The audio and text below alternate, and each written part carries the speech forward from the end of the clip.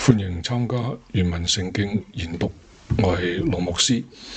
我今日會讀啟示錄第12章第1節至第3節。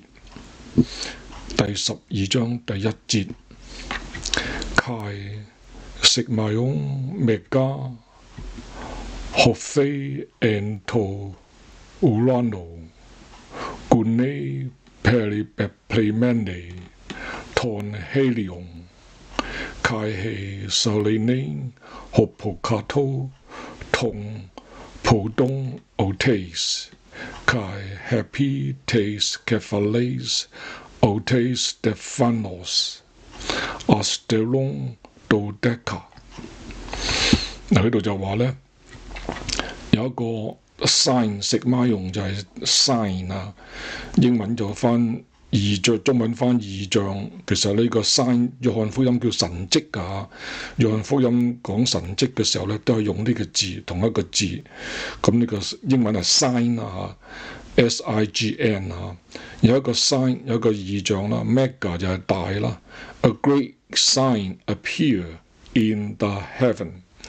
咁突然間咧，12章咧有一句咁嘅説話出現喺天上咧，有一個好大嘅異象或者好大嘅神蹟，好異象都好啦嚇。呢個異象係乜嘢咧？咁 Gune Peripeplemene Ton Helion 呢個異象咧係有一個婦人 ，a woman。Gune 就係一個 woman， 有一個女人 Peripeplemene 就係披戴嘅意思啦嚇，就好似以前嗰啲人咧喺外邊中意披一件外衣，呢個披上嘅意思啊。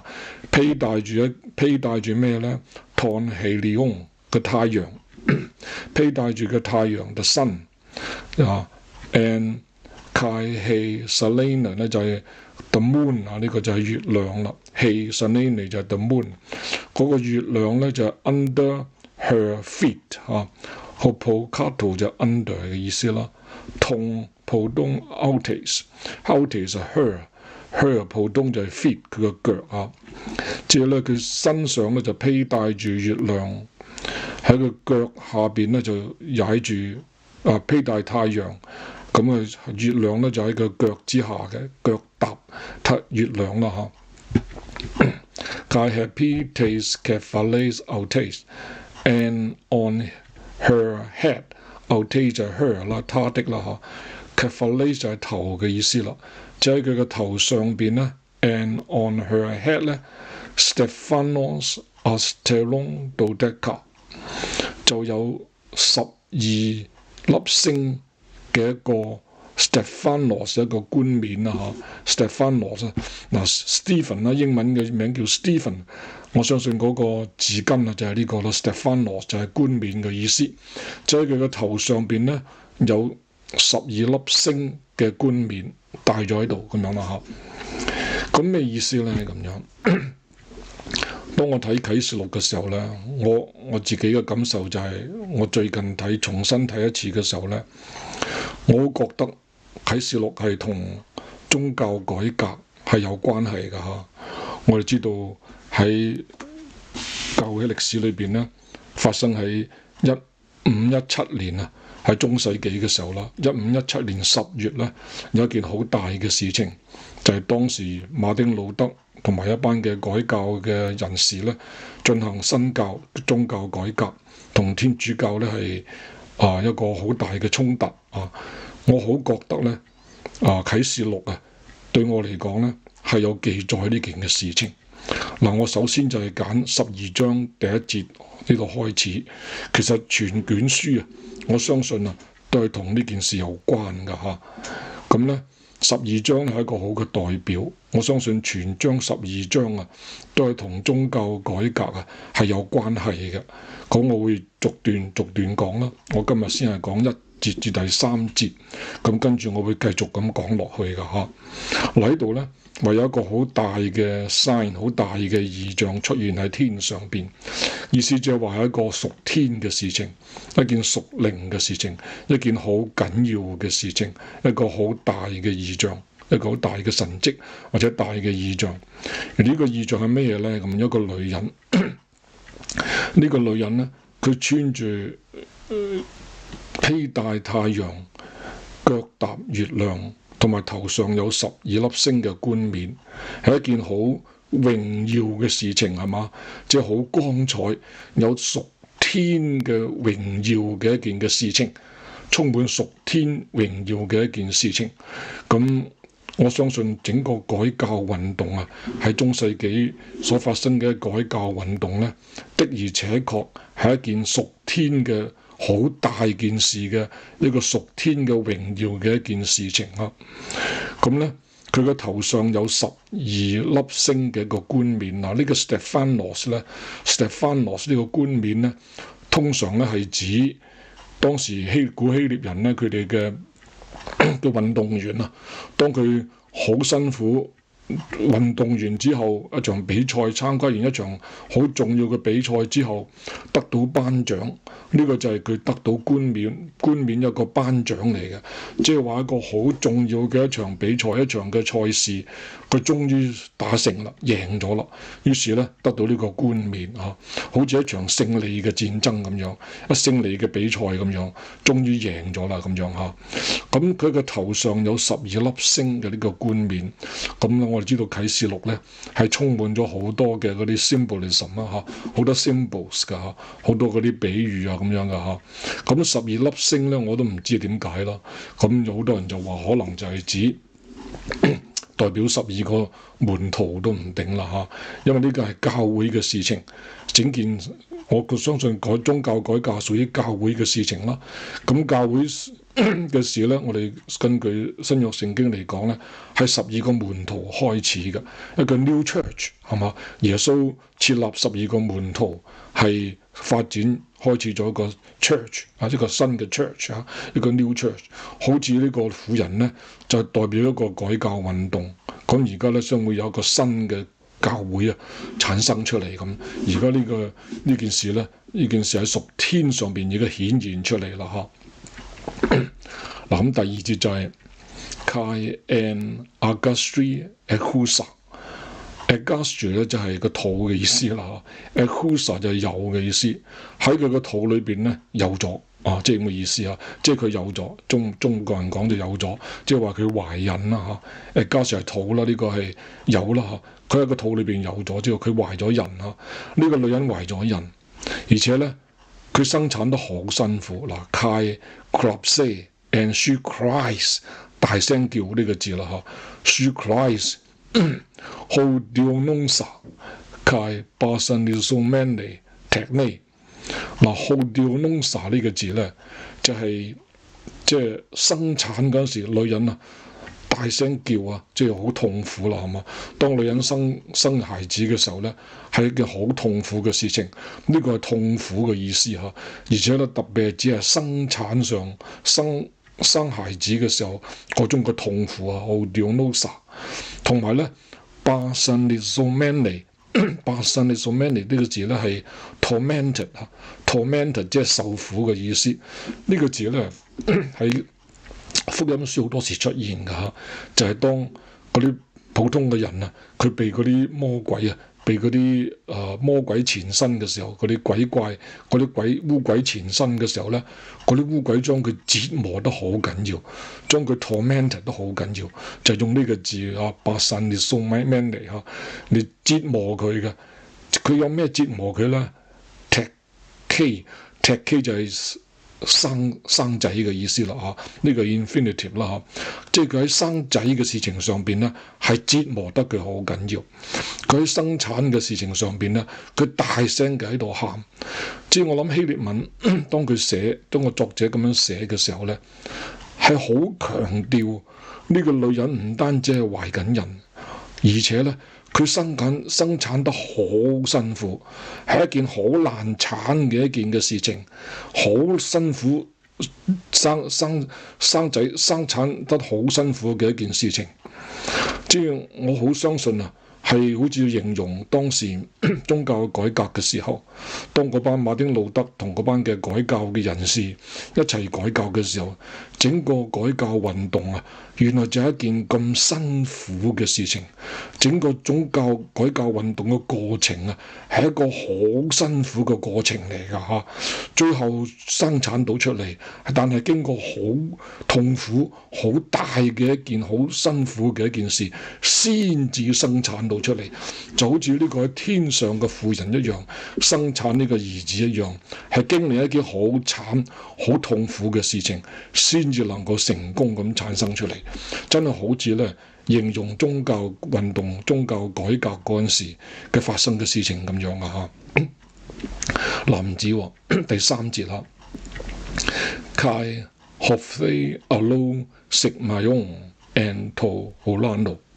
咁喺呢個時候咧，同樣有另外一個Sigmayong，呢個就係異象啦，或者神蹟啦嚇，叫中文翻譯異象啦，Sigmayong啦，呢個 sign 呢個字啊，呢個係 sign 呢個意思㗎 ，sign 啊，同樣有 Alo 即係 another， 有 another sign appear in the heaven， 即係除咗有呢個婦人呢個 sign 喺天上出現之外咧，有另外一個 sign 同時喺天上出現。咁呢個係咩 sign 咧？咁樣呢個就係另外一件事啦。And he do 即係 behold dragon mega pulos，dragon 即係龍嘅意思啊 ，dragon 啦嚇，我哋叫 dragon， 英文 dragon 龍咧就係呢個字根啊，呢個係 dragon 啊，呢個有一個龍 mega 就係大嘅。Pulos 就係Pulos 咧就係本來係火嘅意思㗎，火，但係呢度就都紅色啦，或者叫火紅色都可以啦，好大嘅一條火紅色嘅龍出現啊！呢個就係學飛即係出現啊！呢個火龍啊係有咩咧咁樣 ？Ekong Kephalas Epta Kai Keplata Deka。佢有空即係有嘅意思啦 ，have 7個頭 ，7 heads 啊 ，Kephale 就係 head 啦，7個頭 ，Epta 就係7嘅意思啦嚇 ，Kai Kelata Deka 就係10啦 ，Deka 啦 decade 英文 decade 10年啊，就係呢個都係字根嚟㗎啦 ，Deka 即係10個角啊，呢個 horns 啊 ，Kelata 10個角啊，有7個頭。有10個角啊 ，Kai Heptitas Kephalas Autu and upon his head 啊 ，Kephala 就係佢嘅 head 啦 ，Autu 就係 his 喺佢嘅頭上咧 ，Epta diademata 7個冠冕啊 ，diademata 又係冠冕嘅意思啦 ，crowns 嘅意思啦 ，7 crowns 啊，咁呢個同樣另外一個異象啦嚇，我都係翻譯異象啦。呢個 sign 我都係叫異象啦。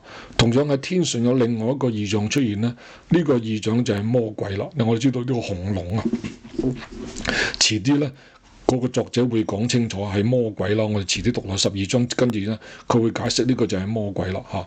佢亦都出現咗，呢個係一個異象啊。但係呢個異象咧好得意啦嚇，呢個就冇咁大嘅異象啦。嗱，呢個係一個Hello 食孖用，呢個係一個冇錯係一個 another sign， 但係嗰個婦人嗰個 sign 咧，mega 食孖用係大嘅異象，似乎個作者一開始就講出嚟，嗰個婦人呢個異象咧係更加偉大嘅，比魔鬼呢個異象更加大、更加重要。即係個婦人呢個異象咧係更加重要過魔鬼呢個異象。咁呢個魔鬼啊〜呢個紅龍，呢個火龍啊，就係魔鬼啦咁樣啊。咁點解佢突然間要出現呢？咁樣啊，即係啱啱呢個婦人呢頭喺出現嘅時候，跟住呢個魔鬼啊，呢個紅龍咧又即刻出現，好有意思咯。即係話魔鬼係知道將會有宗教運動呢件嘅事情，將會有一個新嘅教會產生出嚟呢件嘅事情。但係對魔鬼嚟講咧，係好唔中意嘅事情，佢唔想有呢件事發生，佢係好反對呢個新嘅教會嘅產生，所以佢立刻作出反應，立刻出現喺天上邊。目的啊，如果我睇落去咧，我哋知道嘅目的啊，就係要阻擋呢件嘅事情，唔俾呢件事發生，唔俾呢個女人啊，將呢個新教呢件事情咧產生出嚟，生出嚟，要阻擋佢，要敵對佢，甚至咧要消滅佢啊。所以呢個魔鬼嘅出現，突然間嘅出現呢，唔係一件偶然嘅事情，而係立刻作出嘅反應，係魔鬼即刻走出嚟，針對改教運動呢件事情，唔俾呢個新嘅教產生出嚟，唔俾基督教產生出嚟。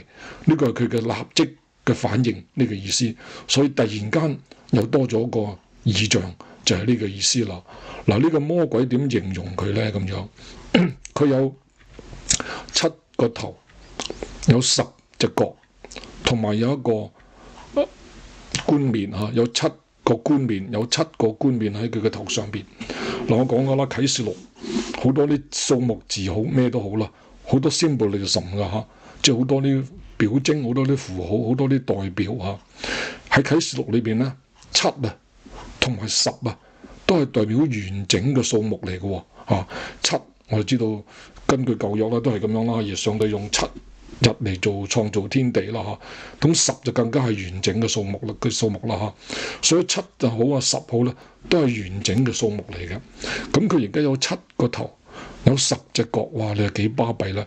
角係代表能力啦嚇，頭有咁大嘅頭，有咁大嘅角，咁多頭咁多角，即係咧呢個魔鬼咧唔係簡單嚇，佢係非常之有能力嘅一個人物嚟㗎嚇，佢好有權能。我就知道啦，魔鬼係喺地上㗎啦嚇，佢屬世㗎啦嚇，佢喺世界上佢係充滿權柄嘅，可以話係有九牛二虎之力啊，有3頭6臂之力啊。我哋中文中意咁講，3頭6臂，佢係充滿能力嘅一個人物出嚟啦。而家佢出現啦咁樣啦，同埋佢有7個冠冕，7又係代表完整啦。嗱，呢個冠冕呢個字咧，同上邊 Stephanos 呢個冠冕咧就唔係幾同啦嚇。嗱，呢個 Stephanos 都係冠冕啦。我講過，好似運動員啦，佢參加完一場好重要嘅運動比賽，終於得到冠軍，得到頭獎，勝利啦，所以有呢個冠冕。咁呢個冠冕咧就係當時啲皇帝嘅冠冕啦。Diademata 係呢個 crown 咧，係當時啲王嘅冠冕。佢咧，我哋追到當我哋睇最後嘅時候咧，19章嘅時候啊，耶穌喺白馬嗰度騎出嚟，佢頭上啊同樣帶住好多嘅冠冕，又係呢個字，又係 Diademata 呢個字㗎嚇，都係呢啲冠冕。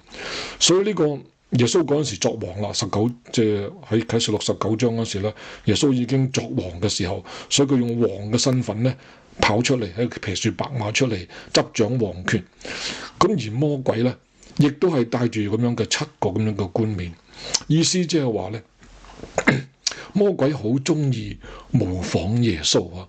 佢真係以為自己啊就好似耶穌一樣執掌王權，冇錯，佢係帶住7個冠冕，一個好完整嘅數目，但係佢係喺地上掌權啊！我知道咧，魔鬼係喺地上做王，所以我相信第3節啊。唔單止形容魔鬼立時嘅出現，佢出現魔鬼要出現去針對婦人生產呢件嘅事情，要阻擋佢當時宗教運動產生嘅新嘅基督教，一個基督教嘅產生。而且咧，形容魔鬼有一個非常大嘅權柄，係講佢喺地上嘅權柄，好似一個王一樣，佢有3頭6臂，有無上嘅權柄，用盡佢嘅權柄去阻擋宗教改革，去阻擋新嘅教會，阻擋基督教誕生嘅一件事情。所以我相信啊，成章聖經啊都係講嘅呢件事情。我哋跟住咧係會繼續咁樣講落去噶吓，希望各位繼續收睇下、收聽下。好，我哋今日講到呢度，多謝各位。